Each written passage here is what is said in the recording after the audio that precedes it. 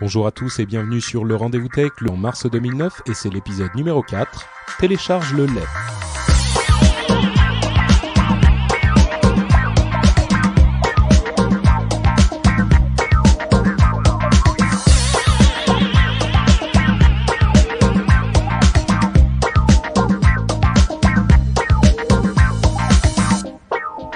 Bonjour à tous et bienvenue sur le Rendez-vous Tech, le podcast bimensuel où on parle de l'actualité tech, internet et gadgets. Je suis Patrick Béja et aujourd'hui j'ai mes deux invités, mes deux compères même, avec qui j'ai l'habitude de faire l'émission depuis déjà au moins un mois et demi, même peut-être même 2 mois.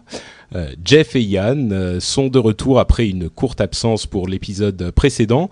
J'espère que vous allez bien les gars, vous êtes en forme, vous êtes à bloc ? Oui, bonjour à tous. Déjà, je suis content d'être de retour et puis je suis pas à bloc puisque j'ai chopé la crève, mais en tout cas, c'est vrai que ça m'a manqué tout ça. J'avais un peu envié Mathieu et Corben d'être sur l'épisode 3, j'avais pas pu être là, mais en tout cas, je suis très content d'être à nouveau de retour sur le Rendez-vous Tech et on va essayer de vous faire quelque chose de bien pour cet épisode. Super. Jeff, ça va aussi? Eh bien, ça va très bien. Yann, tu gardes tes microbes. Enfin, l'avantage, c'est que je suis à 12 000 km de toi, donc je ne les récupérerai pas. Et c'est un plaisir d'être là, comme tous les mois. Super. Écoutez, je vais, en plus de mes deux collaborateurs dans le podcast, dire bonjour aux gens qui nous regardent en live, puisqu'on est en train de faire un petit test pour commencer à retransmettre les enregistrements en live sur le site de Ustream, qui est utilisé par beaucoup de gens. Donc, salut à la chatroom, vous me voyez à l'image, n'est-ce pas? Tout le monde va bien? Oui, bon, évidemment, vous... Vous qui nous écoutez dans le podcast, vous ne savez pas ce que répondent les gens de la chatroom, mais ils sont super enthousiastes. Donc c'est un petit test. Si ça se passe bien, on le fera donc à chaque émission. Donc j'espère que ça va bien se passer. Excusez-moi, je vous ai coupé les gars. Jeff, tu voulais dire un truc ? Non, je disais que c'était très sympa d'avoir la chatroom. C'est quelque chose qu'on expérimente au travers du podcast Wow Insider, et à chaque fois ils ont une forte participation de la chatroom. Je crois qu'ils ont 200 ou 300 personnes en permanence, donc j'espère qu'à un moment on aura une audience suivie. Et en fait, ça me fait très plaisir que tu utilises Ustream parce que c'est un de mes investissements. Oui, c'est ce que tu me disais. Mais tu sais que tout le monde utilise Ustream pour retransmettre les podcasts et les trucs du genre. Et je savais même pas que tu étais un investisseur de Ustream. Donc, en plus, on te fait de la pub, donc c'est magnifique. C'est toujours apprécié. Donc voilà, c'est même pas volontairement qu'on fait de la plus pour Jeff. Il est directement dans tous les trucs cool sur Internet, presque tous. Tous. Aujourd'hui, on va parler donc musique, un petit peu piratage comme la dernière fois. On va parler Kindle, on va parler Twitter et Apple, entre autres. Et puis, on va se lancer tout de suite dans notre premier sujet, qui est celui dont Yann voulait parler, mais qui s'est avéré être finalement une sorte de pétard mouillé un petit peu. C'est faitmesdevoirs.com. Et dans les notes qu'on a préparées, tu étais assez véhément. Donc je vais te laisser, Yann, expliquer un petit peu. Je pense que tout le monde sait de quoi il s'agit, mais surtout ce que tu en penses. Effectivement, il y a un truc qui a défrayé la chronique ces dernières semaines. C'est un site qui a été lancé par un Français qui s'appelle faitmesdevoirs.com. Ça, c'est le nom du site, pas le nom du Français qui l'a lancé. et en fait, c'est un site globalement où les étudiants, les collégiens, les lycéens pouvaient envoyer leurs devoirs. Les devoirs que demandent leurs professeurs de faire le soir, les devoirs qu'on a tous fait quand on était étudiants. Donc, on envoie les devoirs, on les scanne, on les envoie sur ce site. Et après, on a un professeur ou un étudiant plus âgé qui vous les fait, qui les corrige et qui vous le renvoie complété moyennant finance.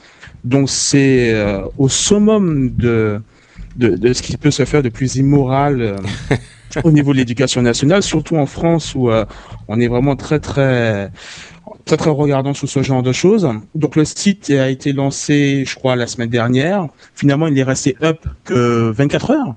Puisqu'il y a ça fait la une des journaux. On en a entendu parler sur le JT de France 2, sur M6, TechCrunch, Fox News, même les sites américains en parlaient.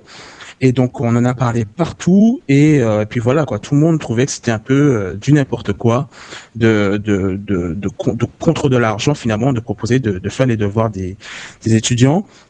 Et donc voilà quoi. Mais ce que tu disais, c'était carrément, enfin c'était des questions intéressantes, genre est-ce qu'il est possible d'interdire ce site même, parce que a priori c'est pas clairement illégal, c'est moralement répréhensible, mais c'est pas illégal. Donc si jamais il voulait faire un site comme ça et qu'il persistait, ben concrètement il y aurait pas de moyen de les arrêter, même si tout le monde a fait une levée de bouclier. Bon, dire faire pression pour arrêter le site, c'est ce qu'ils ont fait. On ne pouvait pas légalement demander au gars par rapport à tel et tel article de loi d'arrêter son site, mais bon, il a reçu tant de pression de part et d'autre qu'il a été obligé de fermer son site. Ouais. Et moi personnellement, moi j'aimerais te poser la question à toi et également à Jeff. Est-ce que c'est un truc que vous auriez utilisé vous étant étudiant, par exemple si tu étais au lycée en terminale? Est-ce que c'est un truc que tu aurais pu utiliser pour voilà quoi, t'es crevé, t'as un devoir de géométrie à remettre pour le lendemain et t'as pas envie de le faire quoi, t'as envie de sortir. Est-ce que c'est un truc que tu aurais pu utiliser pour une raison X ou Y là? Je vais laisser Jeff répondre et entre-temps je vais poser la question à la chatroom. Je vais leur demander et on va voir après leur réaction si eux aussi ils auraient utilisé, parce qu'il y en a beaucoup qui sont étudiants aujourd'hui, donc on va voir leurs sentiments. Et Jeff, toi, qu'est-ce que tu aurais fait? Bah écoute, je pense que je pense pas que je l'aurais utilisé parce que c'est débile. Je veux dire, quand on une des choses que j'ai le plus de mal à faire comprendre à mon fils qui a 12 ans et à ma fille qui a 8 ans, c'est que le fait de faire les devoirs, même si c'est pénible et ça les empêche de jouer aux jeux vidéo, c'est pour construire leur futur. Et donc avoir quelqu'un qui fait tes devoirs, ça amène strictement rien.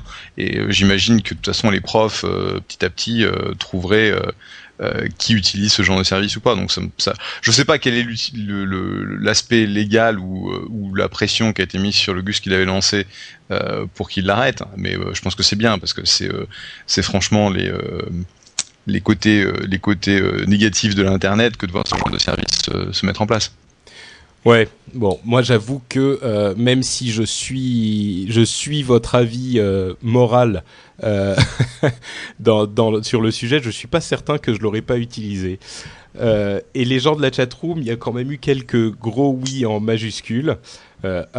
Et certaines personnes qui disent je bosse à l'école.fr, c'est gratuit. Et donc j'avoue que effectivement bosser à l'école c'est gratuit et ça marche bien aussi visiblement. Mais sincèrement je dois dire que moi je l'aurais peut-être utilisé, c'est peut-être totalement amoral, mais je me vois bien utiliser un truc comme ça. Moi aussi je l'aurais utilisé, c'est clair, ça fait pas un prix. Surtout voilà, quand tu fais un truc. Ouais, heureusement qu'il a été interdit, enfin en tout cas qu'il a arrêté son initiative, parce que sinon ça aurait pu avoir des conséquences dramatiques. Quelque chose d'un petit peu plus sérieux dans le domaine de la technologie, c'est cette histoire dont on parlait il y a un mois je crois à l'épisode d'il y a un mois. La dernière fois qu'on était ensemble, c'était l'histoire de Internet Explorer lié à Windows depuis longtemps, et disant que c'était impossible de séparer de Windows et que c'était tellement intégré au système que il devait absolument le garder dans le système d'exploitation, etc. Et donc Yann, tu voulais nous parler de cette nouvelle à propos de Windows 7. Ouais, effectivement. Alors ça me fait un peu passer pour quelqu'un de ridicule quand je disais effectivement il y a 2 épisodes que c'était très difficile d'enlever Internet Explorer de Windows, et finalement Microsoft l'a fait. Ils ont, en fin de compte, dans la dernière version de Windows 7, ajouté une option, un peu comme tout ce qui se fait dans un jeu suppressant de programme, une petite option qui permet tout simplement de désinstaller Internet Explorer. Donc, Internet Explorer est installé par défaut quand on a son système d'exploitation, quand on installe Windows 7.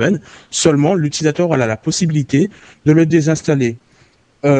Personnellement, je ne vois pas ce que ça va changer finalement globalement à la situation. À part gagner quelques dizaines de mégaoctets, ça va pas changer grand-chose. Après, on ne sait pas exactement pourquoi ils ont implémenté cette option, hein. Et d'ailleurs, entre parenthèses, toi, tu dis que tu as l'air un petit peu ridicule d'en avoir parlé la dernière fois, mais nous avec et le monde entier avec, hein, tout le monde disait que c'était impossible à enlever. Mais on ne sait pas exactement la raison de cette option qu'ils ont implémentée. Peut-être pour des sociétés qui puissent enlever Internet Explorer de Windows, ou pour satisfaire l'Union européenne tout simplement, mais on n'est pas certain, hein. peut-être. Mais en même temps, cette action, ce fait de désinstaller, de proposer la désinstallation du navigateur, ce n'est qu'une illusion, puisque quand on y regarde de plus près, d'un point de vue plus technique, ce qu'ils ont fait, c'est juste enlever finalement, l'exécutable d'Internet Explorer, mais le noyau même du navigateur de Microsoft est encore intégré au système d'exploitation, ce qui fait que, comme je le disais dans les commentaires, je crois, de l'épisode précédent, une application qui se base sur le fait que Internet Explorer est installé sur la machine et qui utilise ses atouts d'Internet Explorer continuera de fonctionner. Winamp, par exemple, se base sur le principe que Internet Explorer est installé sur la machine. Même si, quand vous installez Windows 7, vous désinstallez Internet Explorer, Winamp continuera à fonctionner comme d'autres applications qui se basent là-dessus. D'accord, donc il n'est pas véritablement retiré complètement du système. Non. C'est juste la partie vraiment navigateur Internet qui est supprimée, quoi. D'accord, je comprends. À propos de Windows 7, justement, j'ai installé et essayé Windows 7 il y a quelques jours. On disait la dernière fois que vous ne l'aviez pas encore utilisé. Vous n'avez toujours pas eu l'occasion de le tester ? Bah écoute, personnellement, je n'ai pas eu l'occasion de le tester puisque j'ai très peur de son instabilité et du fait que ça pourrait jouer des tours à mon Visual Studio et les autres applications que j'utilise. Mais peut-être que Jeff, je sais pas si toi tu as eu l'occasion de l'installer ou pas. Non, moi j'ai une vieille tablette PC IBM, je suis pas sûr que ça le supporterait et en fait j'utilise un petit peu comme ma machine la machine de second rang parce que pour moi le premier c'est le Mac. Donc Windows 7, bon j'essaierai peut-être de jouer avec. Je vais passer chez Microsoft dans un mois, j'essaierai de récupérer une copie à ce moment-là.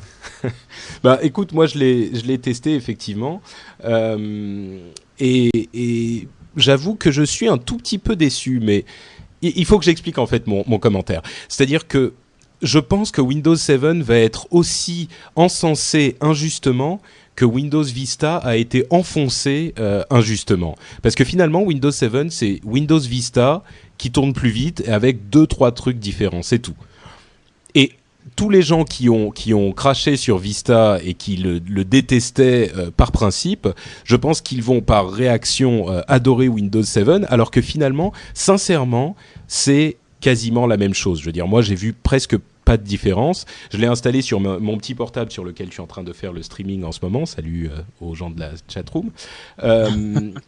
Et bon, il tourne sur ce portable qui est vieux, qui doit avoir 3-4 ans. Donc évidemment, il est plus léger que Windows Vista, mais au niveau des fonctionnalités, du peu que j'ai testé, en tout cas, il n'y avait pas une différence flagrante. Donc voilà, mon pronostic, c'est pas une... Enfin, Mais la question pour toi, Patrick, en fait, c'est par rapport à un Windows XP, puisque moi, je suis toujours avec la version antidiluvienne d'XP. Entre XP et 7, si tu arrives à le faire tourner sur une machine qui a 3-4 ans, est-ce que tu conseilles de passer sur 7 ou est-ce que tu restes sur XP ? Oh bah faut passer sur 7. Mais moi, non, il faut aussi que je dise que j'aime beaucoup Windows Vista. Je fais partie des 3-4 rebelles qui aiment Vista. Donc mon jugement est peut-être biaisé. Mais en même temps, quand tu dis ça, j'ai l'impression que pour toi, Windows 7, c'est un peu un Vista SP3, quoi. C'est un Service Pack 3, en fait, c'est un Service Pack de Windows Vista. Il y a quelques changements, mais dans l'ensemble, oui, c'est ce que je dis exactement. C'est Windows Vista, un petit peu changé, renommé pour faire plaisir aux gens qui veulent quelque chose de nouveau, mais enfin bon, ça c'est mon jugement, mais je suis sûr que le monde entier va encenser Windows 7 quand il sortira, et ça sera à tort parce que vous pouvez l'avoir aujourd'hui en installant Windows Vista. Bon, à ceci près que Windows 7 tourne beaucoup plus vite et il est plus léger. Ça, c'est pas mal, c'est pas mal déjà. Oui, c'est déjà pas mal, c'est sûr. Autre chose, on va passer à la musique. Visiblement, la musique est au cœur de nos préoccupations en ce moment dans le monde de la technologie, comme depuis quelques temps, mais là particulièrement. Avec encore une histoire que nous a proposé Yann sur Deezer. Oui. Alors, je sais pas si les auditeurs connaissent un petit peu ce site Deezer qui est assez révolutionnaire. Ah, mais je crois que qui que ce soit qui a moins de 25 ans aujourd'hui connaît Deezer. C'est pas possible de ne pas connaître. Ben écoute, et pas plus tard qu'une semaine, j'en parlais à un collègue qui n'avait jamais entendu parler de ce site-là, donc qui a plus de 25 ans. Qui effectivement qui a plus de 25 ans. Voilà. Effectivement. Enfin voilà, en 2 mots, Deezer, c'est un site qui vous permet de rechercher de la musique, un single, n'importe quoi, et de pouvoir écouter cette musique en streaming. sans avoir à la télécharger. Et quelque chose d'assez extraordinaire est en train de se passer, c'est que Deezer, qui existait en version mobile pour l'iPhone notamment, la version de l'iPhone était limitée dans le sens où on vous imposait des playlists, vous ne pouviez pas sélectionner la musique que vous vouliez écouter avant. Et là, le fondateur de Deezer a présenté une version du lecteur sur iPhone qui va également débarquer sur BlackBerry, où on va pouvoir sélectionner les morceaux qu'on veut écouter. Donc c'est assez intéressant puisque tout le monde attendait cette mise à jour au niveau des applications mobiles. La seule chose là où le bas blesse finalement, c'est que ces applications ces fonctionnalités de sélection de la musique qu'on veut écouter seront payantes. Donc aucun prix n'a encore été annoncé jusqu'à maintenant. On se doute que ça va pas être très très cher, mais bon, c'est quand même un petit peu embêtant. Là où le site web nous avait habitués à quelque chose finalement de gratuit, ils sont en train d'introduire dans leur modèle économique une façon de générer un petit peu plus de sous, quoi. Donc je sais pas si tu avais essayé, Patrick, la version mobile de Deezer et ce que tu penses de cette news. Non, justement, moi, le fait qu'on puisse pas choisir les morceaux qu'on veut écouter me rebute forcément un petit peu. Donc, Deezer, je m'en sers de temps en temps, enfin surtout en soirée. Finalement, c'est pratique parce que ça fait jukebox universel. Mais si jamais on obtient cette possibilité sur le client mobile, ça devient forcément très intéressant parce que là, pour le coup, ça devient véritablement toute la musique du monde disponible à n'importe quel moment sur votre iPhone ou sur votre téléphone portable, sans aucune contrainte et sans aucune parce que le fait de ne pas télécharger la musique finalement, si jamais on n'a pas de contraintes et qu'on peut l'utiliser à la fois sur un mobile et sur son ordinateur, finalement c'est comme si on avait les morceaux téléchargés chez soi. Ça n'a pas énormément il n'y a pas énormément de différence. Donc tout à fait. Donc je pense que c'est une formule qui est... moi, il y a déjà quelques années, j'avais prédit que on arriverait à une solution comme ça il y a 4-5 ans, et mes amis m'avaient traité de communiste et de me dire que pour 10 €, je disais pour 10-15 €, on aura un forfait qui nous donne accès à toute la musique du monde, et on ne me croyait pas. Maintenant, visiblement, c'est en train d'arriver. Sur Deezer d'une part, et sur... ah oui, tiens, d'ailleurs, j'ai oublié d'en parler au début de l'émission. Certains d'entre vous ont peut-être entendu parler de Spotify, qui est un service de musique en streaming aussi qui est absolument incroyable. Il est uniquement sur invitation en ce moment, et moi j'ai quelques invitations qui restent, donc je vais faire je vais en distribuer 2 ou 3 aux auditeurs. On fera un petit concours, vous devrez envoyer un email à l'émission, et je vais en parler un petit peu plus tard à la fin de l'émission. Mais Spotify, Deezer, Last.fm, tous ces services-là sont en train de se muer vers une sorte de jukebox universelle. Et le fait de payer 10 € par exemple par mois pour avoir accès à toutes les musiques du monde en permanence me paraît pas incroyablement cher, quoi. Donc ouais, moi, je pourrais être client, oui, tout à fait. Ouais. Et juste pour terminer sur cette news rapidement, pour ceux qui sont vraiment très, je dirais choqués par le fait que ce service pourrait être payant, on parle, alors c'est une rumeur, rien n'a encore été confirmé, mais il se pourrait qu'on ait une version gratuite de ce même service, mais dans ce cas particulier, Deezer injecterait entre 2 ou 3 morceaux une petite publicité de 20 à 30 secondes. Donc ce serait une façon de rentabiliser le service si vous voulez vraiment pas payer. Mais il aurait cette possibilité d'avoir toujours vos playlists, mais avec de la pub ici et là. Voilà, c'était juste pour terminer cette pub. Jeff, Deezer, oui, puis autrement. Non, je suis pas client. J'ai testé d'autres services, Lala par exemple, Ella. Il y a un petit site qui s'appelle The 61 qui te permet de découvrir aussi de la musique plutôt indie, qui est vraiment sympa. C'est fait par 2 petits jeunes qui essaient de développer une UI qui est vraiment intéressante, avec un espèce de casual game meets music en termes d'approche. Donc ils essaient aussi d'avoir une interactivité de type casual game sur le site. Mais j'ai pas essayé Deezer. Je suis aussi un utilisateur de Pandora que j'aime beaucoup. Mais j'ai pas essayé. Oui, il a beaucoup de succès aux États-Unis, hein, Pandora. C'est un gros c'est un énorme site. Oui, c'est devenu en fait dans beaucoup de parties le truc que tu mets dans le background. Tu rentres tes préférences et ça te donne une sélection qui est vraiment très sympa. Et leur application sur l'iPhone est la 2e application la plus populaire.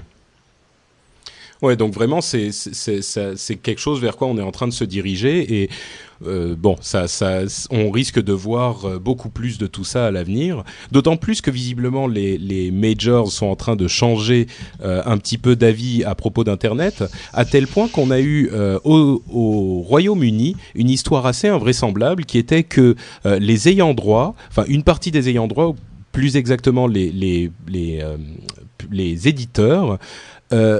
Demandaient à Google de passer leur musique sur YouTube et YouTube refusait. Enfin, Google refusait pour une question financière. Donc, il y avait quand même un problème, un truc qui clochait.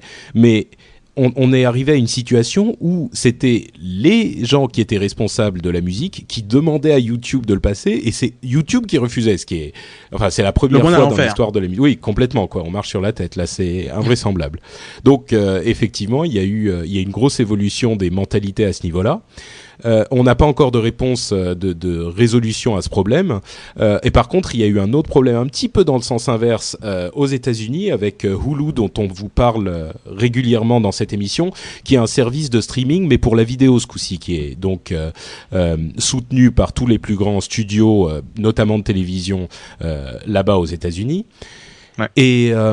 Et Boxy, t'as suivi cette histoire entre Hulu et Boxy, Jeff ? Où l'un empêchait d'accéder à l'autre. Voilà. Ouais. C'est-à-dire, ouais. En fait, non, j'ai lu en fait comme tout le monde la petite histoire sur TechCrunch, mais j'ai pas creusé. Bah en fait, pour ceux qui ne connaissent pas, Boxy, c'est un logiciel qui vous permet de transformer soit votre Apple TV, soit votre ordinateur, soit toute une série de différents appareils en télévision Internet, et il va récupérer les fichiers, enfin les images vidéo directement sur Internet, et il vous les diffuse sur votre télé directement ou sur votre ordinateur. Et il récupérait les images, les séries de Hulu en passant la pub de Hulu, ce qui est très important.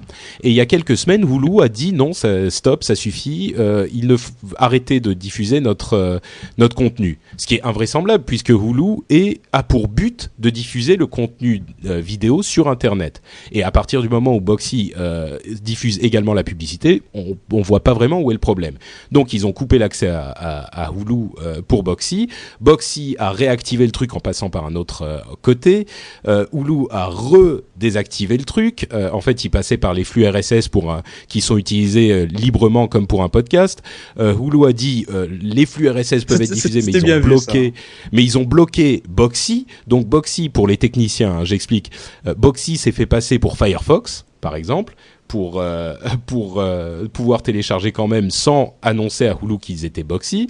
Et on en est aujourd'hui au moment où Hulu ne peut pas du tout bloquer l'accès, puisque ils ont le principe même du truc, c'est que n'importe qui peut y accéder et c'est en accès libre. Donc on imagine que la raison de ce blocage vient pas vraiment de Hulu en elle-même, qui est une société tournée vers Internet, mais des ayants droit, qui là encore, des studios, sont encore un petit peu... ils se sont dit, bon, tant que c'est pour la diffusion sur Internet, ça va, mais si on trouve un moyen pour diffuser sur la télé, ça nous dérange plus. Et là, j'aimerais préciser une chose qui est importante, c'est que le gros problème sous-jacent de cette histoire, c'est que, en fait... Un téléspectateur, ou plutôt un spectateur sur Internet vaut en revenus publicitaires beaucoup moins qu'un spectateur à la télévision. C'est-à-dire que le spot de pub va être vendu beaucoup plus cher pour 1 million de spectateurs s'il est diffusé à la télévision que s'il est diffusé sur Internet, même si c'est exactement le même spot qui est diffusé dans les mêmes conditions, voire dans de meilleures conditions sur Internet, puisqu'il y aura 15 secondes avant l'épisode de série que vous allez regarder, et puis c'est terminé pour tout l'épisode après. Et ça, c'est un vrai problème qu'on a au niveau des annonceurs, et je sais de quoi je parle, puisque on a ce même problème dans le monde des podcasts, c'est que l'attention d'un spectateur vaut moins sur Internet, d'un téléspectateur ou d'un auditeur vaut moins sur Internet, alors qu'elle devrait devoir plus, puisque on est plus attentif quand on écoute un podcast qui nous intéresse ou qu'on regarde une émission qui nous intéresse et qu'on est allé chercher. Donc voilà, c'était pour souligner un petit peu le problème. Et Jeff, si tu peux investir quelque part et faire en sorte que, je sais pas, si tu peux aller investir chez les studios, les studios et les majors enfin les grands studios de télévision pour leur changer un petit peu leur état d'esprit, ça nous rendrait service. Voilà, merci d'avance. Je pense que tu sais là, c'est comme tous les changements qui ont eu lieu dans les 5 à 10 dernières années avec l'avènement d'Internet. Ils vont freiner des cas de fer tous ces changements, et puis à un moment ou à un autre, je veux dire, ce qu'il faut voir déjà, c'est que Hulu représente une évolution énorme dans la vision des majors par rapport à la distribution. Je veux dire, maintenant tu peux accéder à toutes les séries américaines. Évidemment, c'est aux États-Unis, c'est pas encore en Europe. Mais tu peux accéder aux séries américaines sur Internet et regarder en fait tout ce que tu veux à ta convenance en regardant de la pub de temps en temps sur le même principe que les coupures que l'on a dans ce pays, puisque c'est pas comme en Europe où c'est relativement limité. Nous, on a le droit à 4 ou 5 coupures par série de 1 heure. Donc c'est à peu près la même chose sur Internet, mais c'est déjà énorme qu'ils aient fait ce progrès de l'amener sur Internet. Donc je pense que l'histoire de Boxy, je sais pas si c'est Hulu qui s'est dit oula ça va un peu trop loin, ça va un peu trop vite et on veut mettre une espèce de régulation là-dessus, mais j'ai aucun doute que d'ici quelques années, tout le monde se sera assis autour d'une table, aura compris que l'intérêt de chacun c'est d'offrir le plus de choix possible aux consommateurs, et puis on aura un Boxy ou une boîte équivalente qui fournira ce contenu streamé sur la télé. Ouais, moi je crois qu'il y a beaucoup de vieux qui vont devoir mourir avant que ça n'arrive, mais bon. Ou partir à la retraite. Soyons plus gentils. Disons partir à la retraite. Ceci dit, il y a un truc qui risque de déplaire beaucoup à ces gens-là, justement, avant qu'ils partent à la retraite. C'est une nouvelle application pour Android. Certains d'entre vous connaîtront évidemment le système d'exploitation pour téléphone portable de Google. Bon, c'est le Google Phone, quoi. Et il y a une application, en fait, qui est extrêmement ingénieuse, qui vous permet, avec l'appareil photo de votre téléphone portable, de scanner le code barre d'un film ou d'un DVD ou enfin d'un CD ou quoi que ce soit, et il communique directement avec votre ordinateur à la maison, et il va lancer de lui-même sur l'ordinateur à la maison le téléchargement par BitTorrent de ce petit film ou de ce CD que vous venez de scanner avec votre téléphone. Donc vous vous baladez à la Fnac, vous voyez le dernier, ce que je sais moi, Jennifer, hein, n'est-ce pas? Il y a des fans ici. Vous prenez une photo du truc, du code barre, et automatiquement chez vous à la maison, il commence à se télécharger illégalement, bien sûr, avec un logiciel BitTorrent. C'est un truc qui risque de ne pas plaire du tout aux studios et aux majors, et avec raison pour le coup, parce que c'est le summum de la facilité. Moi, ce que ça me dit, c'est que les majors, enfin les ayants droit, ont intérêt à offrir des solutions aussi simples et aussi faciles très vite, parce que chaque année ou tous les 2 ans, on a une nouvelle solution qui facilite encore l'obtention de contenu pirate. Et ils n'ont pas d'autre solution, à mon sens, que d'offrir des solutions légales qui soient aussi pratiques et aussi faciles. C'est ça la clé finalement. Bon, on est en train de répéter toujours la même chose, mais... Mais il y avait déjà une application de ce type-là qui avait été développée sur le G1 justement. C'était un truc où tu scannais un code barre d'un produit, d'une bouteille de lait ou de n'importe quoi. Et ça téléchargeait une bouteille de lait chez toi?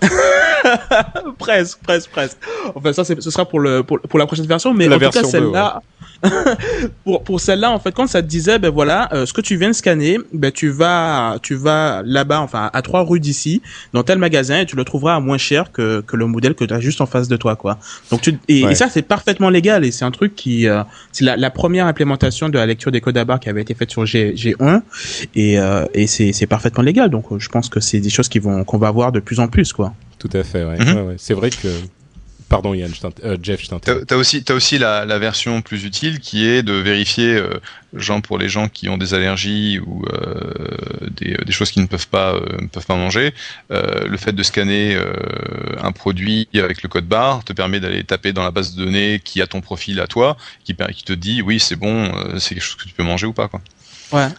Donc ça c'est une démo. Je sais pas si vous avez vu cette démo à TED, enfin dans les qui est passé donc qui s'est passé à la tête 2009 et qui vient juste d'arriver sur Internet, qui est une démo donc un petit peu futuriste d'une caméra que tu portes autour du cou avec un espèce de mini projecteur, et plutôt que d'avoir un clavier, tu projettes sur le mur un espèce de clavier, et le système va voir quelles sont les touches sur lesquelles tu appuies ou les interactions que tu vas avoir avec le mur, et ça te permet en fait typiquement d'avoir cette application où tu montres le code barre à la caméra et ça te dit voilà les composantes, voilà ce que tu peux manger, voilà ce que tu peux faire avec. Et c'était une application c'est pas mal ça. Ça va mettre 5 ou 10 ans à arriver, parce que bon, c'était de la bricole, mais c'était vraiment super intéressant. C'est vraiment tout ce nouvel univers finalement que nous ouvrent les mini ordinateurs que sont aujourd'hui nos téléphones portables quand ils sont connectés à Internet en permanence, et il y a véritablement tout un monde de nouvelles applications qu'on est en train de découvrir petit à petit, et celles-ci en font partie, quoi. C'est véritablement des choses surprenantes auxquelles on n'aurait pas pensé et qui sont devenues possibles aujourd'hui grâce à ce genre de choses. Une autre chose qui a été rendue possible grâce à Internet, c'est ce truc invraisemblable qu'a fait un artiste qui s'appelle Cutiman. Je mettrai le lien évidemment dans les notes de l'émission. C'est un remix en fait de vidéos qu'il a tiré de YouTube. Je sais pas si tu l'as vu, Yann. Jeff, je sais que Yann l'a vu. Tu l'as vu aussi, d'accord. Très sympa. C'était sympa. J'explique pour les auditeurs. En fait, il a pris des vidéos de YouTube complètement indépendantes où il y avait des gens qui faisaient qui jouaient d'un instrument sur chaque vidéo, donc d'un instrument complètement seul. Et il a pris 5, 6, 7, 10 vidéos différentes, il les a remixées ensemble et il a fait des morceaux complètement nouveaux à partir de tous ces trucs-là. Et en plus, comme il est super doué, ça rend vraiment bien, et je sais pas, il y a quelque chose de fascinant dans cette idée que tous ces gens-là avaient mis leurs vidéos sur YouTube pour jouer, c'était des profs par exemple de musique qui montraient un truc, ou le gamin qui se met à chanter devant sa webcam pour impressionner ses potes ou sa nana, et toutes ces vidéos remixées ensemble de cette manière complètement magique pour créer quelque chose de nouveau. C'est vraiment ça, je sais pas, il y a quelque chose d'intéressant là-dedans, quoi. Moi, ça m'a c'est sensationnel, Ouais. c'est pratiquement de l'art. C'est moi que j'aimerais vraiment voir avec ce truc-là. Alors, peut-être que c'est sur le site, j'ai regardé rapidement, mais j'ai pas vu. Ce serait une forme de making of, au moins connaître l'URL des vidéos indépendantes sur lesquelles il s'est basé pour faire ces trucs-là, parce que on se dit quand on regarde ces vidéos, mais c'est pas possible. Il n'a pas pu faire quelque chose d'aussi incroyable, d'aussi impressionnant, parce que moi c'est vraiment, enfin, si jamais le truc il sort demain sur iTunes, il sort un album comme ça, moi j'achète sans problème, parce que de point de vue production, de point de vue qualité d'écoute et richesse de la musique, ça a du tempo, ça a du rythme, ça passe très très bien, et c'est des univers complètement différents, et moi j'aimerais bien voir le making-of du truc, quoi. Bah, il y a dans le générique sur le site, il y a les noms de toutes les vidéos qu'il a utilisées.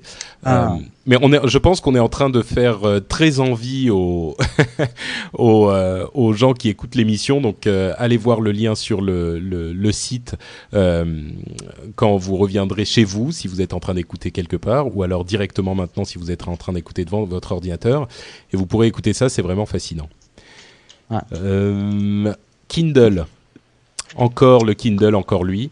Il y a eu décidément, c'est les 2 semaines des problèmes de copyright en ce moment.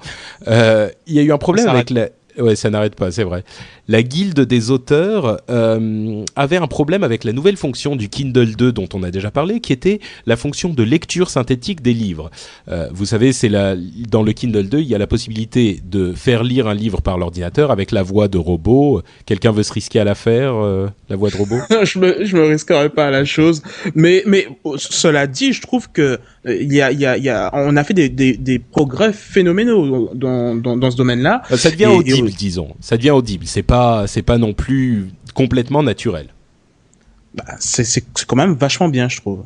Oui, très bien, mais pas mais pas je te laisse continuer. Donc, il y a cette fonction, et la guilde des auteurs a menacé Jeff Bezos, donc enfin la société Amazon, qui est le constructeur du Kindle, d'un procès parce qu'il disait ça va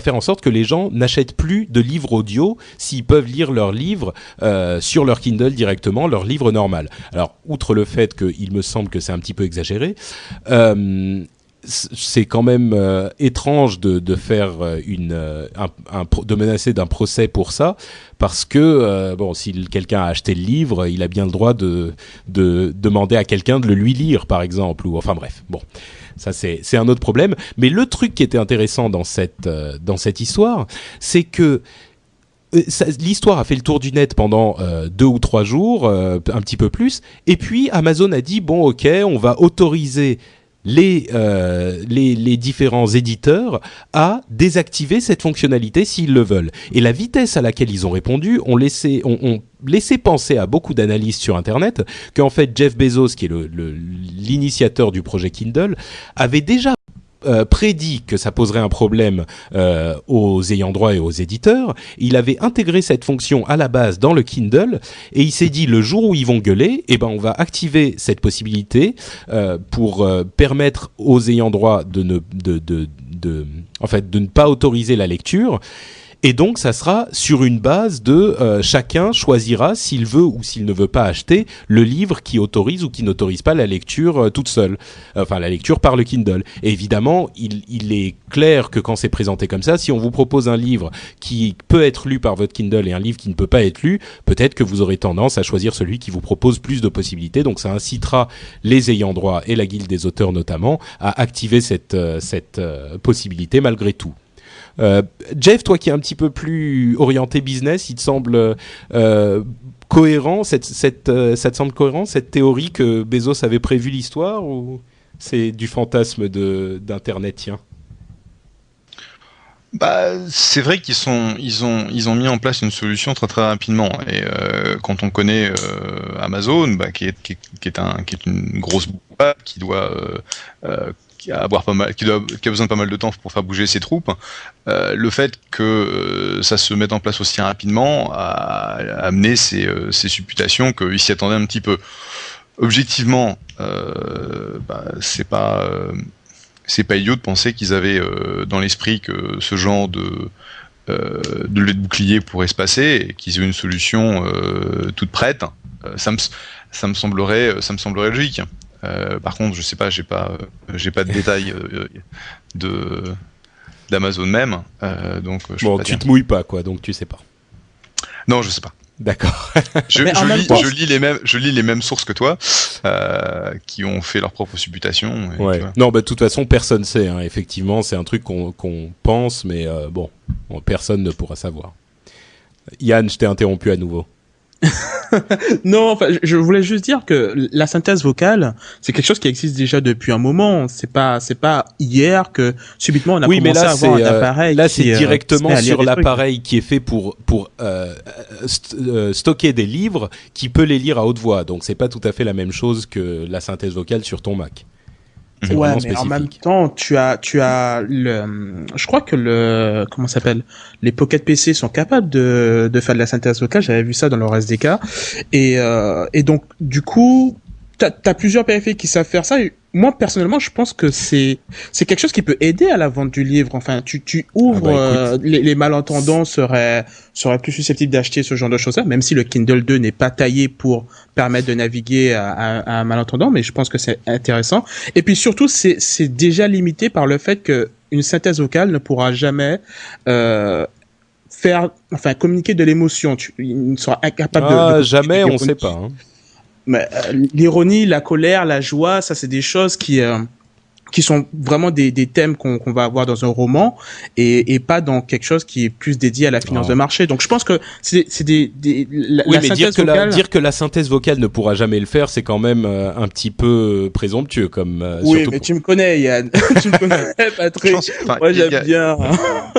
Si vous avez déjà utilisé des services comme Audible qui vous permettent d'acheter des audiobooks, donc des livres qui vont être lus par les auteurs, je pense qu'effectivement ça prend une dimension assez intéressante. Cela dit, alors que une fois que la synthèse vocale aura atteint un niveau de perfection suffisant pour que la plupart des textes puissent être rendus sans une voix trop mécanique, électronique, robotique. Il y aura, je pense, pas mal de types de bouquins ou même de news. Je veux dire, je pense surtout aux news le matin. Avoir un service où on te compresse les news et on te ressort ça en un quart d'heure, une demi-heure, de manière à ce que tu aies l'ensemble de toutes les news qui t'intéressent dans ton téléphone, ça pourrait être intéressant. Justement, tu m'offres une transition parfaite pour la deuxième partie de cette histoire, qui est que il y a eu une étude qui a été faite à propos du coût d'impression des journaux aux États-Unis, qui est sans doute pas loin du coût d'impression des journaux dans le monde en général. Et ils sont arrivés à la conclusion que ça coûterait moins cher aux éditeurs des journaux des quotidiens d'envoyer un Kindle à tous leurs abonnés que d'imprimer le journal et de le faire parvenir aux abonnés. Ce qui est quand même... Et ils ont dit dans cette étude que le système d'impression du papier, finalement, était un système complètement passéiste, et enfin peut-être pas passéiste, mais en tout cas dépassé, et qu'aujourd'hui ça coûtait beaucoup trop cher de faire imprimer du papier et de le distribuer, et que toute cette infrastructure n'était plus rentable aujourd'hui. Disons que c'est certainement quelque chose dont on se doutait, mais l'idée de se dire concrètement que ça coûterait moins cher d'envoyer un Kindle à tous les abonnés que d'imprimer le journal, c'est quand même quelque chose de saisissant, quoi. C'est une image qui marque. C'est une image qui marque, mais c'est en train de se dérouler sous nos yeux, puisque aujourd'hui, là, en ce moment, si tu regardes TechCrunch, tu verras une histoire, une news, comme quoi le Seattle Post Intelligencer, qui est un grand journal de la région de Seattle, va arrêter d'imprimer son journal, je crois c'est demain. Et ils vont passer en online only, c'est-à-dire qu'ils conservent l'activité du journal, mais ils arrêtent d'imprimer. Ce sera essentiellement en distribution online. Parce que le coût d'impression, le coût de distribution, le coût des invendus fait que c'est plus économiquement viable. C'était l'une des grandes prédictions de nos camarades de Buzz Out Loud. Je crois que c'était Molly Wood qui disait ça dans ses prédictions pour l'année 2009. Elle avait dit un des grands journaux nationaux cesserait d'imprimer. Et c'était vraiment prophétique parce que pour le coup, il y en a plusieurs qui ont annoncé cette intention dans différentes villes des États-Unis, et c'est arrivé beaucoup plus vite qu'on ne le pensait. Donc effectivement, t'as pas tort, c'est en train d'arriver concrètement sous nos yeux, quoi. De toute façon, ils sont tous dans une situation économique et financière complètement précaire, soit en banqueroute, soit de doigt de la banqueroute, soit en ayant carrément fermé les portes. À San Francisco, le San Francisco Chronicle, qui est en gros le grand daily du coin, va virer 70% du staff pour essayer de se maintenir à flot, mais ils vont essayer de continuer à imprimer le journal. Donc clairement, de toute façon, les éditions imprimées telles qu'on les connaît, d'ici quelques années, elles n'existeront plus. Ouais, mais moi je ne souhaite que l'arrivée du Kindle en France. Peut-être que ça arrangera tous nos problèmes d'un seul coup. Bon, peut-être que je suis un petit peu optimiste aussi. Maintenant, le quart d'heure Twitter. Évidemment, on ne peut pas s'en passer. Il faut qu'on ait notre petit lot de news Twitter à chaque épisode. Cette fois-ci, c'est Eric Schmidt, donc le PDG de Google, qui a fait un petit commentaire en disant que Twitter était, quels étaient ses termes exacts, une sorte d'email. Un parent pauvre de l'email, non ? Voilà, il a dit un truc comme ça. Et ce commentaire m'a paru incroyablement... Ah, pardon Yann, je t'entends dire quelque chose. Non, du tout. Ah d'accord, bon, c'est moi qui entends des voix. C'est Eric Schmidt qui a infiltré ma connexion. C'est Eric Schmidt qui te parle, Patrick. Voilà. Tu dis du mal de Google. Ouais, donc Eric Schmidt a dénigré Twitter, et il me paraît invraisemblable qu'il soit aussi aveugle, parce que Twitter est un outil tellement nouveau et tellement... Bon, on en a parlé pendant des heures, je vais pas en mettre une couche, mais il me paraît étrange que Schmidt soit aussi obtus et qu'il ne voit pas le potentiel de Twitter. Moi, je dis depuis longtemps que Google devrait racheter Twitter et très vite parce qu'il y a énormément de possibilités. Et d'ailleurs, l'une de ces possibilités qui pourrait être complètement en rapport avec ce que fait Google, c'est la possibilité de faire des recherches dans Twitter, qui a été intégré à la page de base il n'y a pas longtemps, et qui offre effectivement une véritable alternative à Google, pas pour les mêmes applications exactement, mais il y a un tel foisonnement d'informations, de liens, de contenus très spécifiques sur Twitter et d'immédiateté du contenu que c'est une source d'informations qui peut être utilisée si elle est bien utilisée, elle peut être véritablement bénéfique. Et d'ailleurs, Twitter est en train de s'orienter un petit peu dans cette direction. En tout cas, moi, j'ai l'impression que ça va être un outil indispensable dans les années à venir. Peut-être que Jeff, tu peux nous donner ton avis sur la question, puisque tu connais bien les gars de Twitter. Ouais, je pense que... Alors déjà, on en a parlé il y a un mois. Donc on a défini ce que c'était que Twitter. À l'époque, Comscore donnait à peu près 2 millions d'utilisateurs, enfin de visiteurs sur Twitter par mois. Un mois plus tard, on est à 4. Donc le service a doublé en termes de trafic en un mois.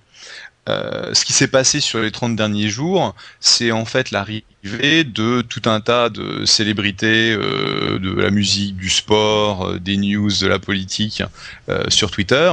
Et donc là, on a vraiment l'impression que on est passé au stade supérieur en termes de médiatisation et d'utilisation de Twitter, puisqu'on en parle à la télé, on a parlé sur les grands shows du soir, et là franchement c'est l'explosion, on entend partout. On parlait tout à l'heure de la conférence South by Southwest qui a lieu en ce moment à Austin, et c'est la grande fête, la grand-messe Twitter c'est là-bas que Twitter avait véritablement explosé dans le monde dans l'univers de la technologie. Il y a un an. Tout à fait. Et donc là, en fait, la grosse question, c'était est-ce que Twitter va survivre South by Southwest, parce qu'il y a d'utilisation.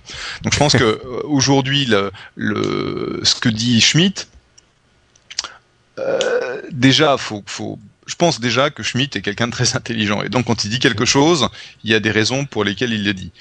Donc soit c'est une position compétitive que Google veut se donner.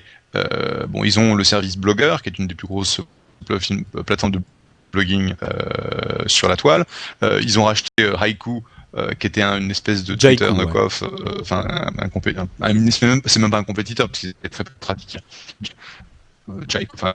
Haiku. Ta connexion est un peu limite là. T'as eu un petit moment. On dit Haiku.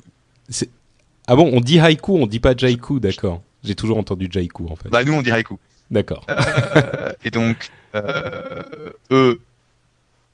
Je pense pas qu'ils puissent dire nous on a un compétiteur à Twitter, mais je pense que si Schmidt était effectivement intéressé par acheter la boîte, il n'irait pas le dire devant tout le monde. Oui, non, c'est évident. Sachant que, de toute façon, le jour où un des grosses, Google, Yahoo et Facebook, se prépare à racheter Twitter, de toute façon, il y aura une grosse mise aux enchères de la boîte avec MySpace, les boîtes traditionnelles de médias, etc., qui se mettront sur les rangs. Et donc, je pense que si la rumeur du prix de 500 millions de dollars est réelle pour Twitter il y a un mois, on peut se demander de la valeur de Twitter d'ici quelques mois, puisque je ne vois pas de raison particulière à ce que la pénétration de Twitter diminue. Oui, c'est sûr. Je vois en fait la quasi-totalité de mon réseau LinkedIn arriver sur Twitter les uns après les autres, et je dois avouer que la croissance m'a vraiment impressionné. Ces derniers temps, Twitter est absolument partout, peut-être un petit peu moins en France, même si ça commence à arriver également, mais ces deux derniers mois, et ce dernier mois en particulier, c'est invraisemblable. Je veux dire, il y a encore 2 mois, avoir 50 000 followers sur Twitter, c'était énorme. Aujourd'hui, il est pas rare d'avoir des gens à 250, 300 000 followers, et les plus gros sont à 500 000 followers. C'est invraisemblable l'explosion qu'il y a eu, mais véritablement, quoi. D'ailleurs, une personne qui n'est pas étrangère à ce fait, c'est Jason Calacanis, qui est un des CEO, un des PDG de la Silicon Valley, qui a offert à Twitter 250 000 $ pour être dans la page des personnes recommandées par Twitter pendant 2 ans. Le simple fait d'être dans la page des personnes recommandées par Twitter peut donner plusieurs centaines de milliers de followers, de personnes qui vont suivre vos mises à jour. Et Calacanis a offert 250 000 $ pour être sur cette page. Et Calacanis, c'est pas un imbécile, donc il le dit, outre le fait que c'est peut-être un petit coup de pub, lui il dit qu'il est extrêmement sérieux, et s'il est prêt à lâcher autant d'argent là-dedans, c'est que a priori il pense que ça va avoir une énorme importance, et moi je suis de cet avis aussi. Donc si Calacanis le dit, et qu'en plus moi je suis d'accord avec lui, ça veut dire que c'est forcément vrai, quoi. Je veux dire, là, il n'y a pas de doute. Toujours à propos de Twitter, Facebook a changé... Juste une chose. Jason est quelqu'un d'extrêmement doué en termes de PR, capacité à prendre une news en fait au moment où elle passe et se l'accaparer. Et donc, quand tu vois déjà le nombre d'impressions qu'il a eu sur sa personne autour de son annonce, il a déjà rentabilisé ces 250 000 $. Donc qu'il le fasse ou pas, c'est pas grave. Ouais, pour toi, c'était peut-être un petit peu un coup de pub quand même, quoi. Ah. On va dire ça. Je sais pas ce qui se passe avec la connexion avec Jeff ce coup-ci, mais c'est un petit peu aléatoire. Décidément. Oui, c'est un peu étrange. Il est encore avec nous ? Bah visiblement. Ah oui, il est là. Donc, je parlais de Facebook à l'instant pour dire que la plupart des gens qui nous écoutent, s'ils sont pas encore sur Twitter, et c'est un tort, ils sont certainement sur Facebook, et vous avez dû vous apercevoir que le look de Facebook a changé ces derniers jours, et c'est, à mon sens et au sens de beaucoup de gens, une réponse directe à Twitter, et c'est un look beaucoup plus twitteresque, on dira. Donc voilà, c'est juste une petite remarque pour vous dire à quel point Twitter a une influence sur le monde des technologies et du net en ce moment. Et une dernière chose, c'est une petite histoire à propos de David Prager, qui est l'un des fondateurs de Revision 3, qui est une société qui fait des podcasts et de la vidéo sur Internet. C'est un petit peu la télévision par Internet. Et il y a eu, il y a une petite semaine, une histoire assez marrante. C'est que lui, il habite donc à San Francisco, bien sûr, et il y a eu un type qui est rentré chez lui, un type qu'il connaissait pas, qui était même pas un voleur, hein, c'était un type qui était complètement bourré, qui est rentré chez Prager, et il savait pas, il l'a entendu. La première chose qu'il a fait, c'est qu'il a envoyé un Twitter pour prévenir les gens qu'il y avait quelqu'un chez lui. Il s'est pas trop inquiété parce qu'il a vu que c'était pas un voleur, mais au fur et à mesure que le mec qu'il a commencé à parler avec le mec, il a carrément branché sa webcam et il a streamé. Je crois que c'était sur Ustream d'ailleurs, comme sont en train de voir nos spectateurs dans la chatroom. Il a streamé sa discussion avec le mec et le mec était complètement pété. Il a essayé de le sortir de son lit parce qu'il est venu se coucher dans le lit de Prager en fait. Il a essayé de le sortir de son lit, de le faire sortir de chez lui. Le mec, il était à moitié bourré, mais il voulait pas sortir. Ils se sont pas battus, ça a pas été violent ni rien. Mais c'est quand même invraisemblable que sa première réaction n'ait pas été d'appeler les flics ou quoi que ce soit. C'est de tweeter le truc et de faire un streaming qui était certainement une protection aussi bonne que le fait d'appeler les flics, parce que le temps qu'ils arrivent et tout ça, si tu dis plutôt, bah écoute mon vieux, en ce moment on est sur internet, donc si tu fais quoi que ce soit, bah voilà, tu seras vu par le monde entier, c'est sûr que c'est un petit peu la télésurveillance mondiale en 2 secondes, quoi. C'était marrant. Autre chose, toujours en rapport avec Google, c'est Grand Central, qui est en train de revenir. Alors Grand Central, c'est un service qu'on ne connaissait pas très bien en France et qui a été racheté par Google il y a presque 2 ans, je crois. Est-ce que tu as la chance d'avoir un compte Grand Central, Jeff ? Non, j'ai jamais eu à utiliser Grand Central, qui est un espèce de PBX, puisque la plupart du temps Skype me convient très bien. Mais c'est vrai C'est que quoi un j'utilisais pas PBX? pendant Tu peux expliquer parce que. c'est juste un système qui te permet de distribuer des. Faut que j'arrête de dire eux. Oui, en plus, je sais pas ce qui se passe avec Skype, mais à chaque fois que tu dis ça ralentit ta voix et ça fait un son bizarre. Donc, en plus, Skype te dit aussi. De Dark Vador, en fait. Ouais, c'est ça. Pardon. Désolé, continue. je m'excuse. Donc, un PBX, c'est un système qui permet d'agréger les appels entrants d'un numéro de téléphone et de le distribuer au sein de plusieurs téléphones. Donc c'est un central d'appel, je crois. Donc en français. Voilà.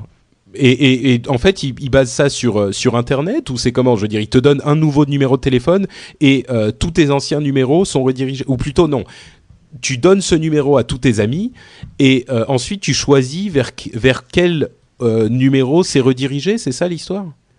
Je sais pas comment ça fonctionne en tant que tel. Bon. Moi, ce que j'ai entendu, c'était effectivement un truc comme ça où tu as un numéro unique que tu devras retenir pour le reste de ta vie.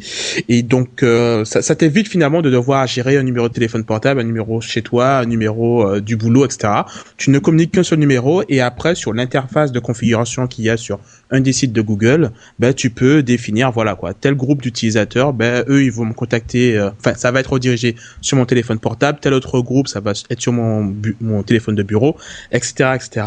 C'est un truc qui pour le moment n'est pas encore disponible pour les utilisateurs. C'est-à-dire que si vous allez sur le site de Google, vous n'allez pas pouvoir ouvrir un compte pour bénéficier de ce service. Ça s'appelle Google Voice, hein, ça a été renommé en Google Voice. Ouais. Exactement. Et donc pour le moment c'est en stand-by. Seules les personnes qui étaient sur Grand Central avant peuvent maintenant demander à faire une migration vers ce Google Voice, mais un nouvel utilisateur ne peut pas. Et il y a des gens qui sont d'ailleurs tellement pressés de pouvoir tester Google Voice qu'ils sont prêts à mettre, ils ont payé des comptes à $650 sur eBay, je crois, pour pouvoir tester en exclusivité ce service qui sera disponible d'ici quelques semaines pour tout le monde, quoi. Et il y a un truc que j'avais vu concernant Google Voice qui est assez intéressant et qui en même temps ne m'étonne pas vraiment de Google. Je sais pas si tu avais vu, Patrick, c'était le truc qui consiste à faire un transcript de tes messages que tu as reçus sur ton répondeur. Donc globalement, on t'appelle, on te laisse un message sur ton répondeur, tu recevras en fait un email ou un texto, je sais pas comment ça va se passer, mais un texto ou un email du message qu'on t'a laissé, mais sous forme écrite. Et donc, bien évidemment, dès que c'est sous forme écrite, Google peut analyser le texte et te balancer de la publicité autour en fonction du message qu'on t'a laissé. Enfin, ça peut aller très très loin. Mais en tout cas, c'est une option qui est assez intéressante quand t'as pas forcément la possibilité d'écouter quelque part. Tu peux récupérer ton message audio sous forme de texte. Et c'est un truc qui sera possible avec Google Voice. C'est le genre de choses on sait pas exactement à quoi ça sert, mais on imagine toutes les possibilités. Et il y a forcément des choses intéressantes. Et bon, moi personnellement, personne ne m'appelle jamais, donc j'en aurais pas l'utilité. Bon, je te laisserai un message. Oh, c'est gentil.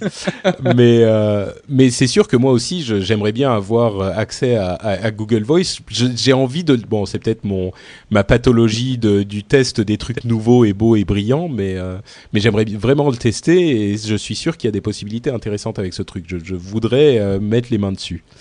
Mais en même temps, tu pourras pas le tester en France, puisque a priori, sur ce que j'ai lu, c'est un service qui ne serait disponible qu'aux États-Unis pour le moment. Il n'y a pas de projet pour le rendre disponible en Europe.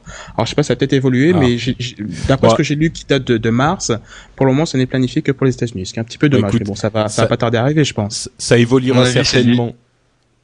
C'est lié aux structures de coûts d'appel qui sont différentes ici.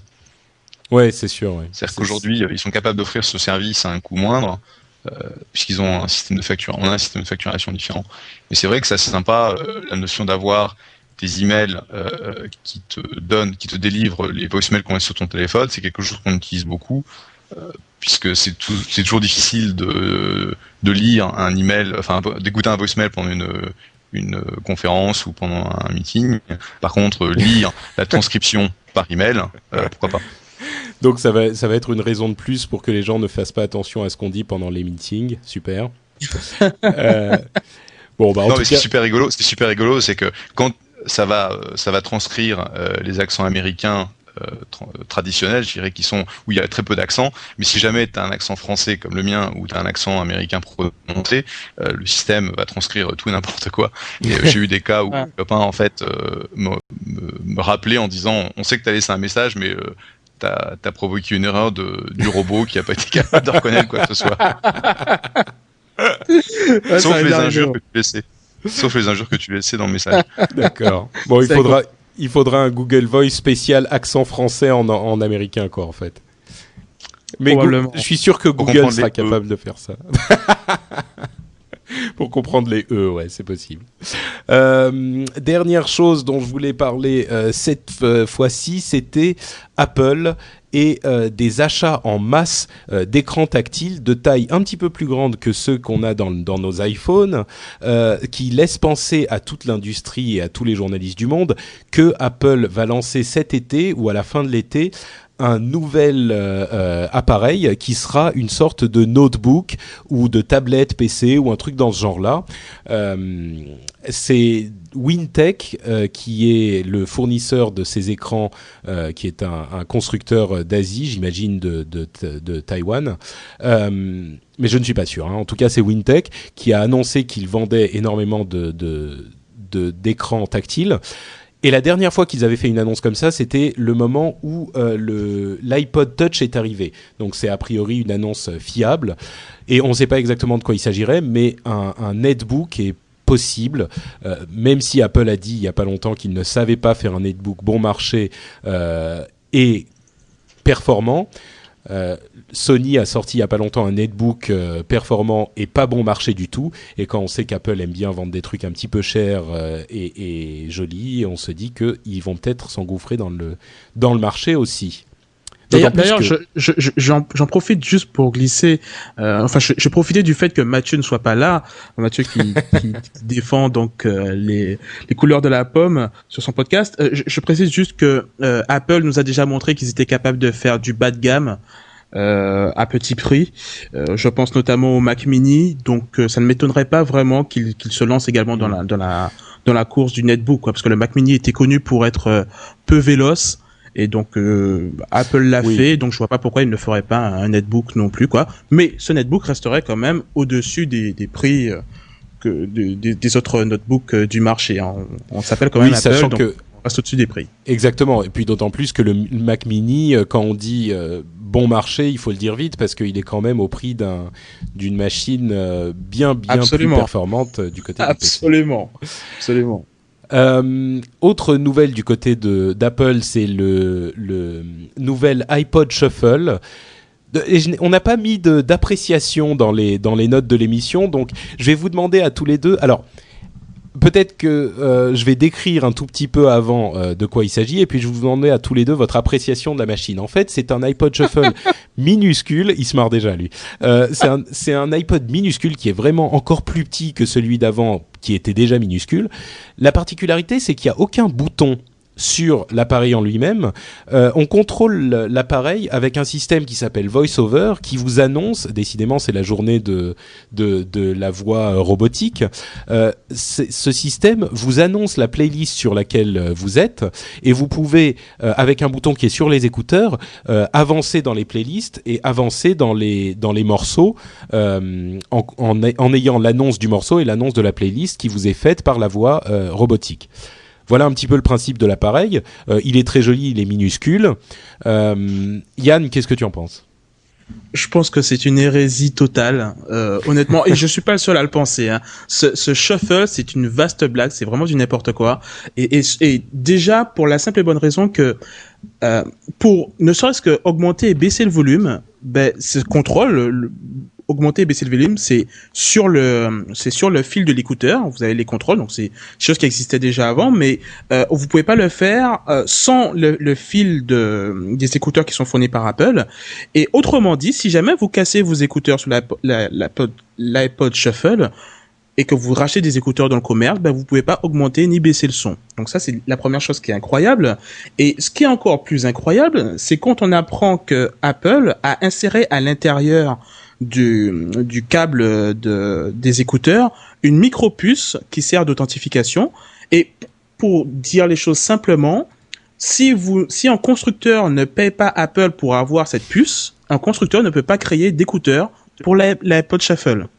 Donc, je trouve ça vraiment incroyable. Et donc, ce sont déjà les deux raisons pour lesquelles vous ne me verrez jamais avec, en tout cas, ce modèle-là. J'ai bien aimé les précédents modèles, mais en tout cas, celui-là, enfin, le fait de devoir payer une licence pour pouvoir concevoir des écouteurs et être obligé d'avoir les écouteurs d'Apple pour pouvoir augmenter et baisser le volume, très peu pour moi. Franchement, je ne suis pas du tout séduit par ce produit d'Apple.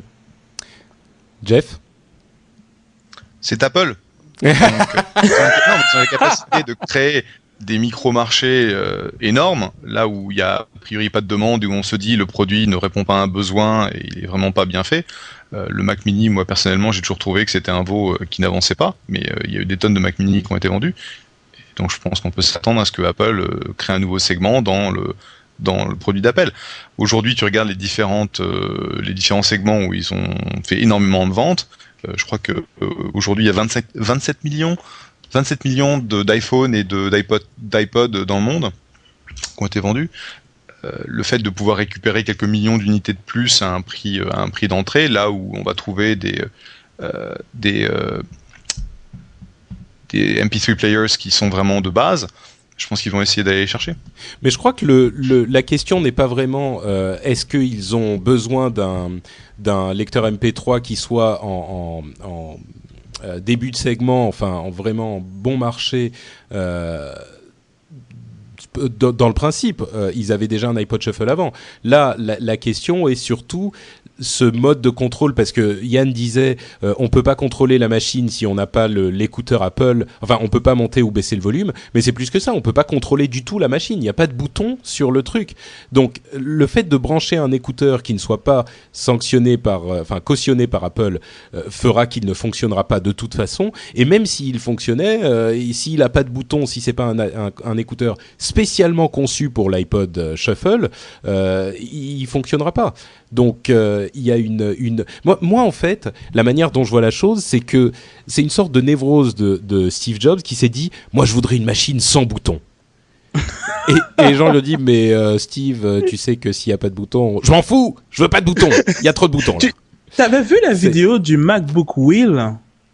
Oui, j'avais vu, oui, c'était un truc. Ben voilà, mais ça devait rester une blague, et aujourd'hui j'ai l'impression qu'ils ont concrétisé le truc, quoi. Presque, oui. Donc, Ceci dit, bon, pour conclure là-dessus, il faut avouer que si effectivement, moi je pense que l'implémentation là n'est pas fantastique, mais si effectivement ils réussissent à deviser un système de contrôle qui puisse fonctionner sans bouton du tout, ou alors juste avec un seul bouton, ça peut être intéressant. Moi, j'aimerais bien quand même qu'il y ait également un bouton sur l'appareil en lui-même et pas uniquement sur les écouteurs, parce que c'est deux problèmes différents à la limite. Mais bon, l'idée de l'interface utilisateur qui fonctionnerait avec un seul bouton peut ouvrir des possibilités intéressantes. Là, je suis d'accord avec ça.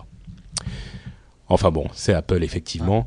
Autre info. Et tu peux imaginer que les écouteurs vont coûter un prix non négligeable, puisqu'aujourd'hui des écouteurs de remplacement c'est $29 ici. Et ces écouteurs-là, comme ils sont assez fragiles, tous les 3 mois tu peux le jeter. Tous les 3 à 6 mois. Et donc si tu as une logique embarquée, un peu d'électronique dans l'écouteur, j'imagine que ça va aller dans les $60. Et en gros, tu vas avoir un iPod Shuffle qui va être jetable, mais alors c'est l'écouteur qui va être la chose que tu vas vraiment payer. C'est comme les imprimantes super bon marché qui te sont vendues, qui te nécessitent ensuite l'achat de cartouches qui coûtent le prix de l'imprimante quasiment, de cartouches d'encre, quoi. Ouais, bon. Bref, on est tous un petit peu circonspects par rapport à ce nouvel iPod Shuffle. Un petit coucou à Mathieu quand même. D'ailleurs, je sais pas si vous avez écouté MacJT cette semaine qui vient de sortir, mais il a pas été super négatif par rapport à cet iPod et ça ne m'a pas surpris. Oui, j'ai vu ça. Je n'étais pas très surpris en même temps. Autre news sur Apple, c'est le firmware de l'iPhone qui va bientôt changer, qui va passer en version 3.0 et il y aura demain, donc on enregistre cet épisode le lundi 16 mars, Eh bien, le mardi 17, Apple va présenter cette nouvelle version du système iPhone. Et il y aura sans doute beaucoup de nouveautés. On a entendu des rumeurs sur les MMS qui ont été démenties, des rumeurs démenties par d'autres rumeurs, donc en même temps on ne sait pas très bien. Il y a des rumeurs sur le cut and paste, le copier-coller. Copier-coller, voilà, merci. C'est l'américain qui me dit comment on traduit cut and paste. Faut que je dorme, moi. Donc voilà, il y aura le copier-coller, il y aura peut-être de la vidéo. Enfin, la vidéo a été démentie aussi. Par contre, il y aurait peut-être des fonctions du Palm Pre dont on avait parlé là encore la dernière fois, tout ce qui était connexion de tous vos différents contacts dans les différents environnements, Facebook, email, téléphone, chat, tout ça. Peut-être que ça va arriver. On parle de différentes technologies qui n'avaient pas pu être implémentées dans la version 2.0 ni 2.1. Donc voilà, ça sera présenté demain. On vous en parlera évidemment la prochaine fois, enfin sans doute. Mais si vous voulez vous pencher là-dessus, si vous êtes un amateur d'iPhone, allez voir les intertubes et les internets demain. Vous aurez certainement, ou plutôt après-demain, vous aurez certainement des nouvelles à ce sujet. On va conclure avec 2 ou 3 petites rumeurs à la con, sur lesquelles on va passer très rapidement. Microsoft rachète Dell. Il y a eu une histoire là-dessus. Moi, j'y ai cru comme un imbécile. Et puis, pourquoi j'y ai cru ?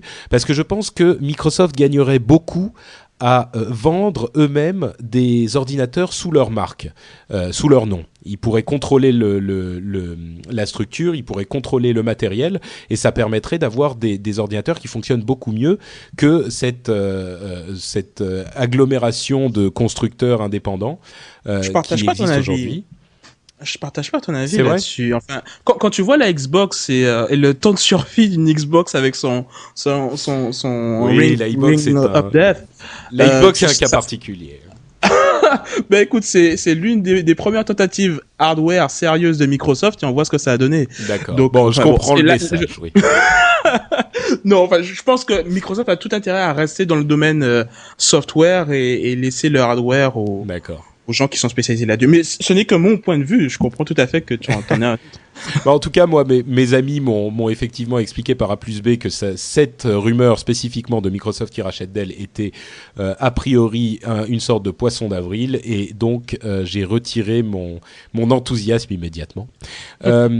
Autre nouvelle, les réseaux sociaux sont plus populaires que l'email. Nielsen a fait une étude selon laquelle 66,8% des internautes utilisent des réseaux sociaux contre 65,1% qui utilisent l'email. Et évidemment, tout le monde s'est dit, ça y est, Facebook a conquis le monde. Et en fait, on ne parle que du webmail et pas de toutes les sources de mail comme quand vous utilisez en POP3, c'est-à-dire Outlook ou Outlook Express, ce genre de choses. Donc bon, tout de suite, c'est beaucoup moins impressionnant. Donc voilà, l'email est encore le roi a priori des moyens de communication, même si c'est je pense que quand même 66% des utilisateurs sur les réseaux sociaux quelques 5-6 ans après leur lancement, c'est quand même impressionnant. Ah, c'est très certainement impressionnant, ouais. Oui, bien sûr. Et d'ailleurs, moi, j'ai remarqué, on parlait des moins de 25 ans tout à l'heure pour Deezer. Moi, mes amis qui ont plus de 25 ans utilisent beaucoup l'email. Mes amis qui ont moins de 25 ans utilisent énormément Facebook. C'est-à-dire que ils vont envoyer un message sur Facebook au lieu d'envoyer un email. Et ça me hérisse parce que j'aime pas spécialement Facebook. Mais c'est vrai que c'est devenu très, très utilisé, quoi. Pour cette utilisation qui est simplement d'envoyer un message. Je veux dire, on a de l'email, quoi. C'est bon. Fait utiliser les outils qui existent déjà et qui fonctionnent très bien. Get off my lawn. On croira au temps de ma grand-mère. Et voilà, ça marche exactement. très bien comme ça. Autres infos, France Télécom n'est plus. France Télécom va être renommée Orange, mais bon, c'est pas avant 2012. Je sais pas si ça intéresse qui que ce soit, à vrai dire, on s'en fout un peu. C'est pour ça que c'est dans la rubrique on s'en fout, rumeur à la con, mais au moins vous saurez. Il y a une école à Cambridge qui implémente un système de reconnaissance faciale pour remplacer le registre dans l'école. Donc les étudiants arrivent à l'école, et ben ils se mettent devant la caméra et l'ordinateur sait lui-même qu'ils sont arrivés à l'école. Pareil pour quand ils partent. Ça fait un petit peu Robocop quand même cette histoire, mais bon. Et je pense aussi que c'est pas près d'arriver chez nous tout de suite. C'est quand même Cambridge, c'est particulier. Et puis voilà, je pense qu'on va s'arrêter là pour les news, à moins que vous n'ayez une autre news dont vous vouliez parler, les gars. Quelque chose qui vous a fasciné ? Non, je pense qu'on a fait le tour de tout ce qui avait fasciné, enfin retenu notre attention, en tout cas la mienne, en ces 2 semaines qui se sont écoulées depuis le dernier épisode. Donc pour ma part, non. D'accord. Jeff, un truc en direct ? On en a parlé. Ce qui m'a impressionné sur ce mois qui vient de passer, c'est la croissance de Twitter. J'y reviens. Et je me demande ce qui va se passer sur les 4 semaines qui viennent. Est-ce qu'on va voir encore un double sur le trafic ? Est-ce qu'on va voir plus de célébrités sur le service ? On en parlera dans le prochain épisode de Twitter Watch, l'émission où on vous parle des évolutions de Twitter. En fait, la question c'est... La question c'est est-ce qu'on verra 1 million de followers au compte CNN sur Twitter d'ici un mois ? Aujourd'hui, on a 500 000. Tu penses que ça arrivera ou tu penses que ça n'arrivera pas ? Est-ce que tu peux te risquer à une prévision ? Oh, je suis sûr que ça va arriver. Est-ce que ça va mettre 4 semaines ? Oui, c'est ça, plus, dans 4 semaines. Mais je suis certain que ça arrivera. D'accord. Pour conclure, avant de passer au conseil logiciel et au site fantastique, j'aimerais demander à Jeff de nous parler un tout petit peu plus de South by Southwest, qui est cette conférence qui se passe au Texas en ce moment même. C'est une conférence de 5 jours qui va être sur les sujets donc l'informatique et le monde des médias, la musique et les films. Donc c'est trois événements qui sont organisés ensemble. Il y a à peu près 10 000 personnes qui sont sur la conférence.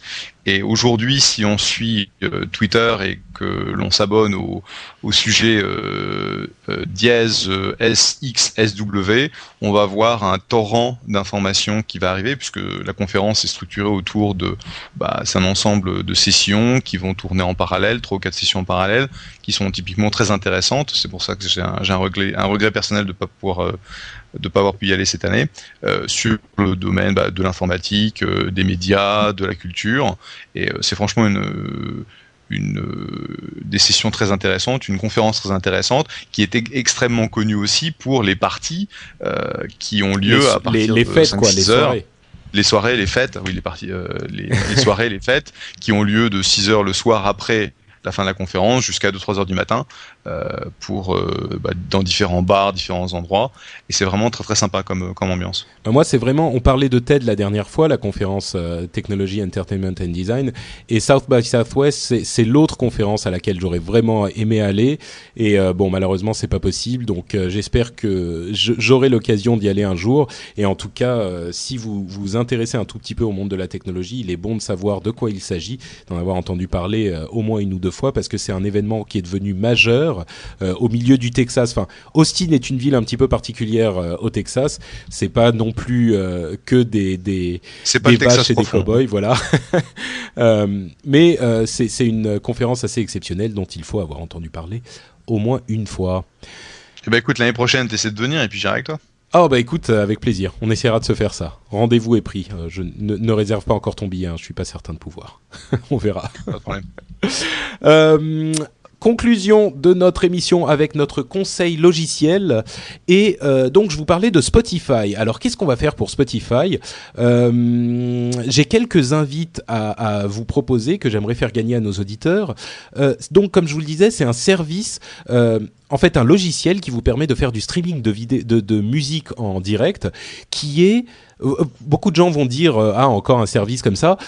Il est tellement rapide et tellement simple et réactif dans l'utilisation que ça vaut véritablement le coup au moins de l'essayer. Ça marche en peer-to-peer et on sait même pas comment ça marche, mais quand on clique sur un morceau de musique, le morceau se lance, mais en 0,2 de seconde, quoi. C'est invraisemblable, ça va plus vite que si on avait le morceau sur notre ordinateur et qu'on devait et qu'on cliquait dessus pour le jouer depuis notre ordinateur, quoi. Le temps que le disque dur accède au morceau, ça serait plus lent. C'est véritablement invraisemblable. Quel commercial, franchement. Ah non, mais je te jure. Ouais. Tu sais, moi, j'ai aucun intérêt à vendre Spotify. Non, mais c'est une façon de parler, mais c'est vrai que ça donne envie. Je suis curieux de voir la chose. Je t'enverrai une invite comme ça, tu verras. J'ai réussi. Et malheureusement, c'est pas disponible aux États-Unis. Donc, Jeff, je suis désolé, mais je pour peux une pas t'envoyer fois. une invite. Pour une fois. Ouais, voilà, ouais. Mais bon, donc pour les gens qui vont, si vous voulez une invite pour Spotify, comment on va faire Bah écoutez, je vais envoyer une invite. Je voulais faire un truc avec iTunes, mais genre les commentaires sur iTunes, mais tant pis, c'est pas grave. Envoyez-moi juste un email à l'email de l'émission. Vous trouverez l'adresse email sur le site et je tirerai au hasard 3 personnes sur les adresses email que j'ai reçues. Envoyez un email avec le nom Spotify Spotify dans l'adresse dans le sujet et je vous enverrai au hasard à 3 personnes pour que vous puissiez l'essayer. Et ce n'est que justice puisque moi j'ai eu l'invite grâce à une demande que j'ai faite sur Twitter. Il y a eu des gens super sympas qui m'ont envoyé une invite, donc voilà, j'en renvoie quelques-unes aux gens de l'internet du cybernaute. Donc Spotify, c'est un petit peu notre logiciel, notre conseil logiciel de ce mois-ci, mais comme il n'est pas disponible pour tout le monde, je voulais parler d'un autre logiciel qui s'appelle KeePass. Ça s'écrit Keepa2S. Est-ce que vous savez de quoi il s'agit, vous deux ? Du tout. Non, ça me dit rien. Bah en fait, c'est un petit logiciel super pratique qui est fait pour stocker tous vos mots de passe que vous allez utiliser. Vous savez, on a tonnes de... Ouais. Des tonnes de mots de passe qu'on utilise sur différents forums, sites internet, email, adresse email, etc., etc. Et on sait jamais où les mettre. Alors la plupart des gens vont foutre ça dans un petit fichier texte quelque part, ce qui est super dangereux parce que si jamais vous avez un problème si votre ordinateur a un spyware, un truc corrompu, on sait jamais. Et ben ça peut être quelqu'un peut récupérer ce fichier. Et ben là vous le mettez dans KeePass, il y a une interface relativement simple et qui va stocker tout ça avec un cryptage assez élevé. Et vous allez pouvoir garder tout ça de manière complètement sécurisée. Et voilà, donc c'est un logiciel super bien fait que je recommande à tout le monde, qui va vous simplifier la vie pour tout ça et qui est une meilleure solution que de stocker tous vos mots de passe quelque part sur un bout de papier ou sur votre ordinateur dans un fichier texte. Enfin bon, je ne vais pas me répéter. Allez voir KeePass. Ça marche pour tout type de produit ou c'est pour les mots de passe sur Internet ? Non, vous pouvez utiliser ça pour n'importe quel type de produit. C'est fait pour ça à la base, mais vous pouvez utiliser... Parce que sur Internet, moi j'utilise Xmarks. Qui est la nouvelle génération de Foxmarks, qui était connue pour être un bookmarker que tu peux utiliser sur différentes machines. Comme ça, tu synchronises tes bookmarks. Et ils se sont renommés Xmarks pour se détacher un petit peu de Firefox. Et ils ont cette fonctionnalité de sauvegarde des passwords que tu peux sauvegarder et réutiliser sur d'autres machines. Tout à fait. Là, ça synchronise tous tes passwords entre les différentes machines, en fait. Mais la différence, c'est que là, tu peux choisir de faire n'importe quel mot de passe. Ça peut te servir pour tes emails, par exemple, aussi. Et tu as un fichier qui est crypté ensuite, un fichier crypté, et tu peux le transférer d'une machine à l'autre facilement. Tu peux... c'est une autre solution, effectivement, qui fonctionne aussi bien, quoi. Tu m'as un petit peu coupé mon enthousiasme pour KeePass là en parlant de Xmarks. Je t'offre une alternative qui est aussi c'est un très bon produit en fait. Tout à fait, mais si vous ne faites pas confiance à ces gens bizarres sur internet de Xmarks, que j'utilise aussi entre parenthèses, vous pouvez essayer KeePass. Bon, l'un ou l'autre fonctionne très très bien. Le site fantastique cette fois-ci c'est alors il y en a plusieurs, lequel je vais choisir? Allez, je vais choisir Vie de merde pour les gens qui ne connaissent pas encore Vie de merde, et là par contre je suis sûr que vous en avez entendu parler, non? Eh bien, au risque de te décevoir, non. J'avais jeté mon dévolu sur un autre site que t'avais prévu, Pixelair, mais je te laisse nous présenter de Vie de merde, puisque rien que le titre, le nom du site m'intrigue beaucoup. Bah en fait, Vie de merde, c'est un site où les gens vont pouvoir aller poster de manière totalement anonyme quelques mots pour décrire un truc pourri qui leur est arrivé le jour même, ou il y a quelques jours, ou qui leur est arrivé dans leur vie. Et c'est totalement anonyme, donc ça fait que les gens ont une honnêteté qui est à la fois déconcertante et fascinante. Je veux dire, c'est l'un de ces trucs où tu te rends compte que on est vraiment tous pareils, quoi. Tous ces trucs où tu te dis dans ta tête, putain, ça craint, je me suis fait rembarrer par tel truc, il y a un truc pourri qui m'est arrivé tel jour, ou je suis à la fois honteux et dégoûté. Et ben on se rend compte que vraiment c'est la même chose pour tout le monde. Et il y a quelque chose de poétique et de fascinant là-dedans. C'est un site qui m'a vraiment enthousiasmé. Moi, je l'ai découvert quand mon frère m'a offert le livre qui s'appelle Vie de merde. J'ai pas très bien compris le message, mais bon, j'ai quand même apprécié là. Tout va bien. J'ai quand même apprécié le cadeau, mais enfin franchement, allez voir sur videmerde.fr et lisez les différents petits témoignages. Vous allez voir que c'est difficile de s'en défaire parce que c'est quelque chose de véritablement fascinant. Voilà, j'ai fait ma petite salade. Pourquoi tu te marres ? Non, parce que je suis sur le site en ce moment même. Et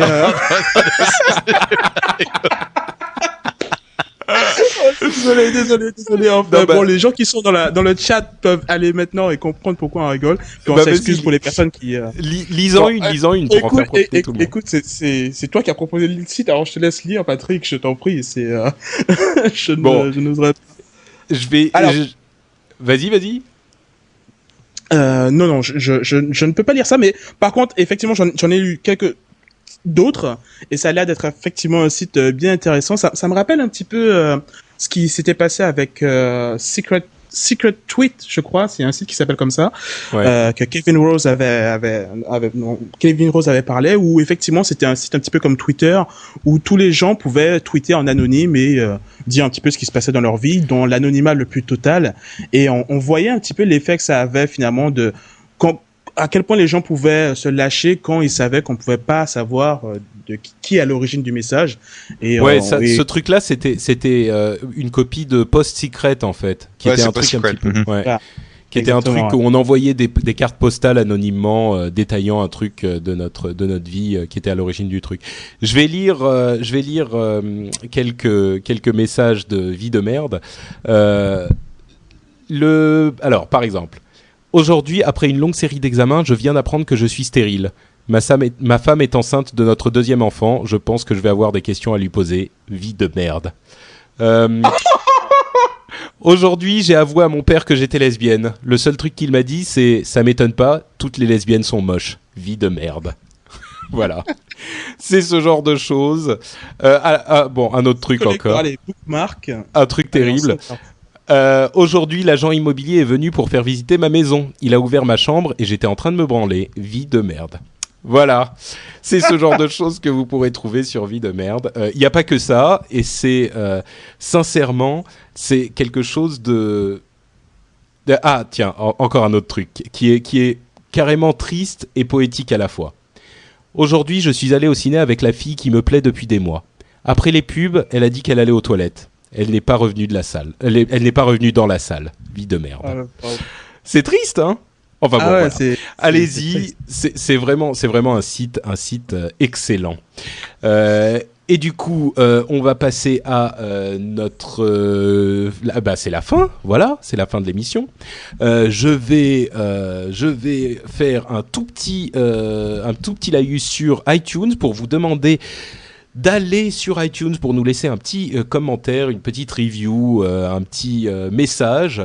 Ça nous aide en fait à être un petit peu plus présent sur l'iTunes Store, qui est le moyen de diffuser l'émission le plus simple et pour de nouvelles personnes découvrir l'émission.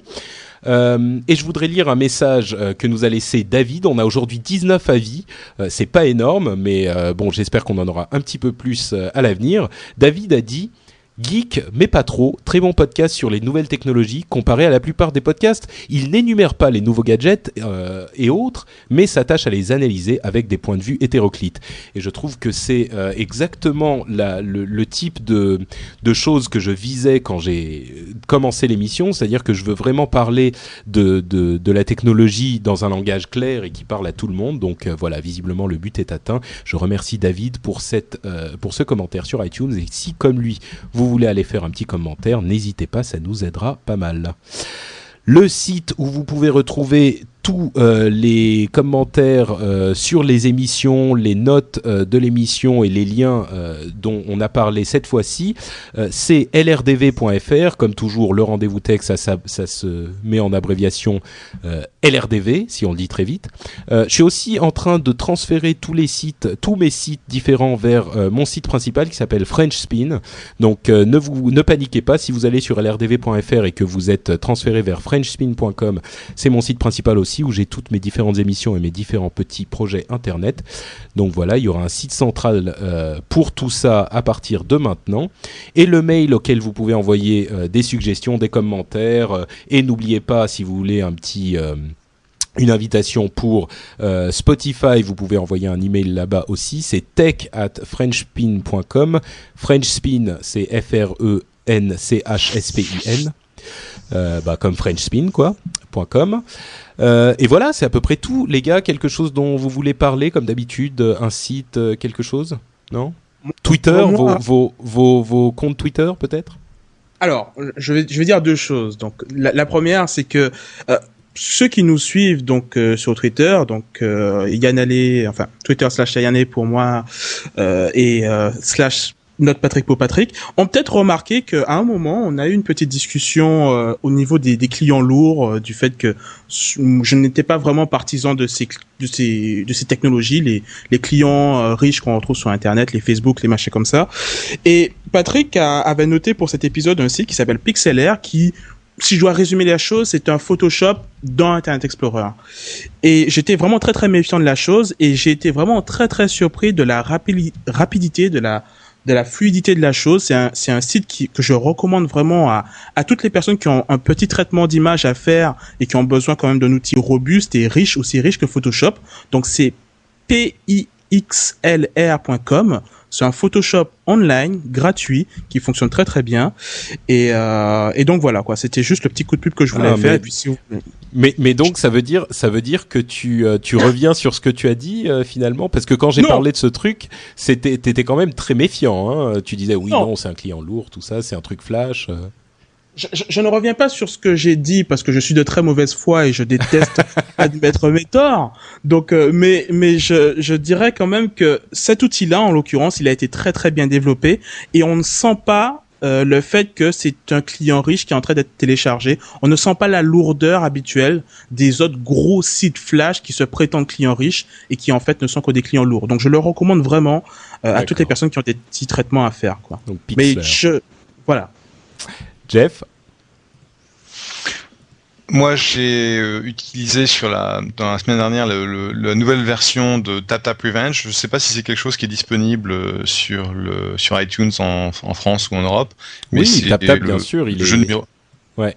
C'est le jeu numéro 1 en fait sur l'iPhone. La nouvelle version vient d'arriver et j'ai essayé de travailler sur le soft pour arriver à 100 000 points en version extrême. Et c'est dur. Mais c'est super sympa. Ouais, TapTap qui est une sorte de un mix entre Guitar Hero et Dance Dance Revolution en quelque sorte avec les doigts. Bon, je pense que beaucoup de gens connaissent, mais si vous avez un iPhone ou un iPod Touch, n'hésitez pas à aller télécharger ce petit jeu et vous passerez de bons moments avec. Jeff sur Twitter, c'est Jeff. Jeff sur Twitter, c'est Jeff, ouais. Je te déteste toujours autant pour ça, mais bon. Donc, n'hésitez pas à suivre Jeff si vous voulez, ne serait-ce que, vous savez quoi ? Twitter va devenir très important, je pense qu'on l'a assez répété. Allez réserver votre nom sur Twitter, votre pseudo, le nom que vous utilisez d'habitude sur Internet, parce que d'ici quelques mois, Twitter va arriver en France, et si vous n'avez pas réservé votre pseudo, vous serez super déçu et super dégoûté. Donc allez-y dès maintenant, et puis tant qu'à faire, vous pouvez suivre Jeff, Yann et moi du même coup, hein. Tant qu'à faire, c'est toujours ça de fait. N'hésitez pas. Voilà, c'est la fin de notre émission pour cette fois-ci. Je vais vous donner rendez-vous à vous les auditeurs et à la chatroom la prochaine fois dans 2 semaines. Et puis d'ici là, on vous souhaite de bien vous amuser sur Internet comme d'habitude. Et on vous dit donc à la prochaine fois. Merci à tous. Ciao, ciao. Salut. Au revoir.